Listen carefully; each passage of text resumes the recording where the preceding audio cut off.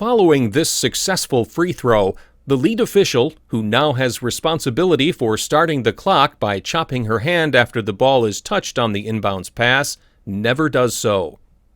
NFHS officials need to avoid such mechanical drift and use proper NFHS signals for starting and stopping the clock.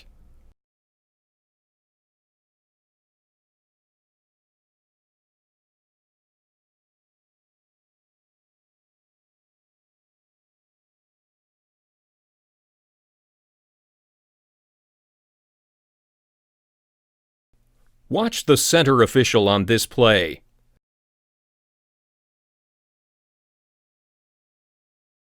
This may be a good foul call, but the official, who is in the process of transitioning from center to trail due to a rotation by the lead official, is actually walking away from the play instead of closing down to sell the call. He is literally drifting away from the play, which is not a good visual from a mechanic's standpoint.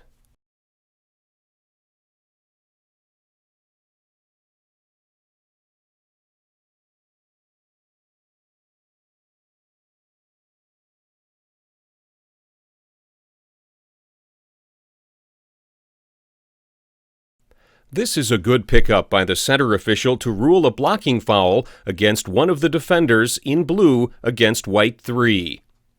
However, this is not an approved NFHS signal for a blocking foul. Officials must avoid mechanical drift and use the proper signals to visually indicate their rulings.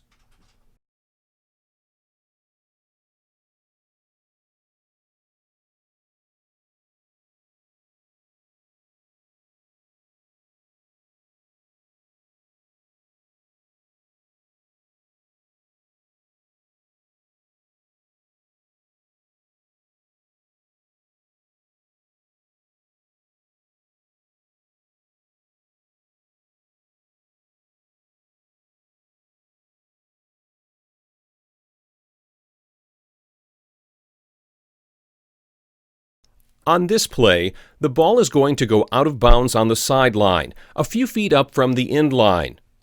Notice the trail official makes this ruling as opposed to the nearby lead official, which is the proper mechanic. However, the designated spot throw-in for white is awarded close to the 28-foot mark on the sideline. This is not the mechanic for NFHS play. Designated spot throw-ins should take place nearest to the spot where the ball went out of bounds.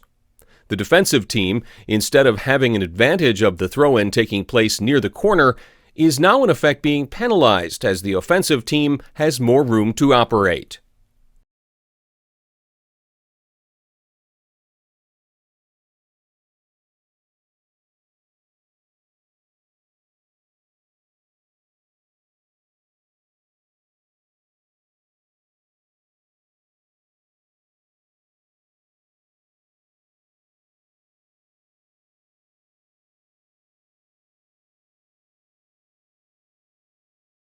This is a good example of the mechanical drift we want to avoid as high school officials. Watch the lead official on this out-of-bounds ruling. He never stops the clock with an arm extended and an open palm to accompany his whistle. This is a non-approved NFHS mechanic. Does the table even know when to stop the clock without this visual indicator? Can the timer even see the official signal?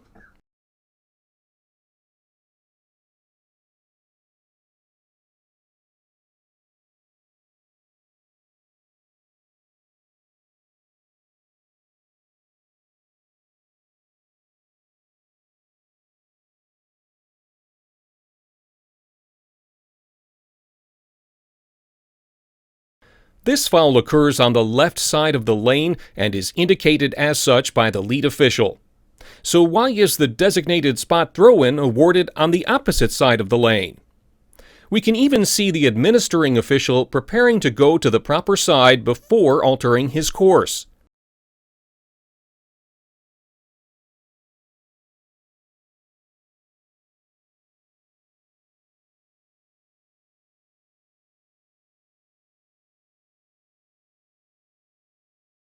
At the NFHS level, the designated spot thrown should be nearest the spot of the foul. This is another example of an official not using NFHS-approved mechanics and signals. On this out-of-bounds play, the lead official should first stop the clock with an extended arm and open palm, providing a visual signal to the timer before pointing in a direction indicating possession.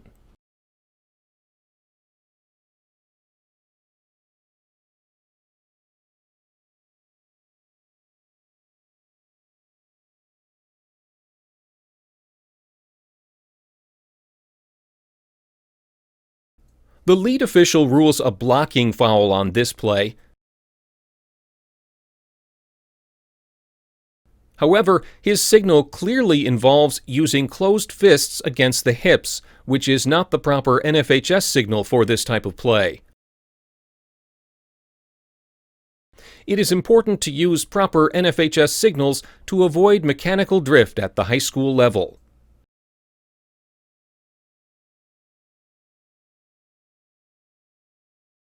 On this play, the center official never signals to stop the clock once the ball goes out of bounds. Anytime the clock needs to be stopped, the first signal should be an extended arm with either an open palm or a closed fist, depending on what type of action caused the ball to become dead.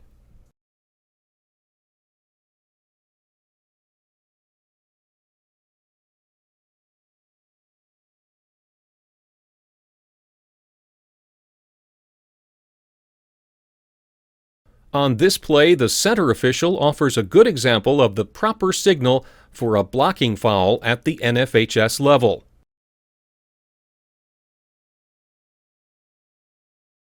Notice that the back of the official's hands are exposed toward the action as he brings his hands down to his hips. This is correct according to the NFHS signal chart.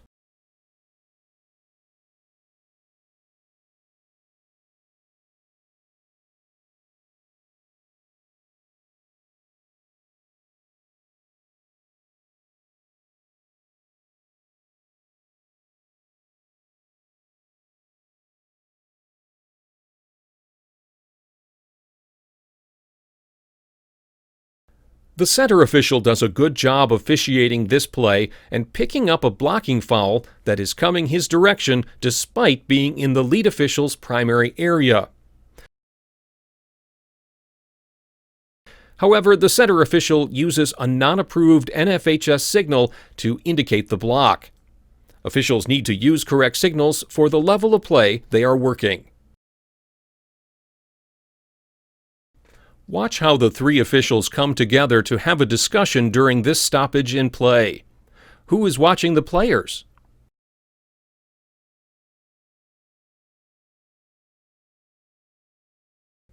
There are multiple locations where unsupervised players might engage in illegal dead ball activity.